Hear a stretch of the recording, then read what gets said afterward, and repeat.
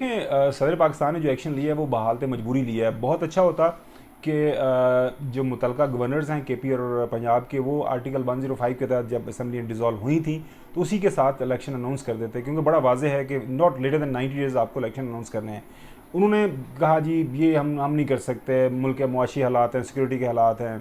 उसके बाद उन्होंने ख़तूत लिख दिए दोनों तरफ ने इलेक्शन कमीशन पाकिस्तान को। इलेक्शन कमीशन के पास ये मामला पहुंचा है, बजाय वो अंडर आर्टिकल 220 अपना इख्तियार इस्तेमाल करें। इलेक्शन चीफ इलेक्शन कमिश्नर साहब, उनके साथ इलेक्शन की जो मेंबरान है और बाकी जो इलेक्शन कमीशन की इस्टेब्लिशमेंट है, उन्होंने जो बॉल है वो वापस जो केयरटेकर्स गवर्नमेंट की कोर्ट में फेंक दिया। जस्टिस जवाद हसन साहब ने जो जजमेंट दिए उसके अंदर उन्होंने ये इस्टेब्लिश किया है कि इलेक्शन कमीशन ऑफ पाकिस्तान एक एपेक्स इदारा है, कुल्ली तौर पर आज़ाद इदारा है, और आर्टिकल 220 के जो है तहत तमाम जो पाकिस्तान के अंदर वफाक से लेकर प्रोविंशियल तक जितनी भी एग्जेक्टिव अथॉरिटीज़ हैं, मीन्स गवर्नमेंट्स हैं, वो उनके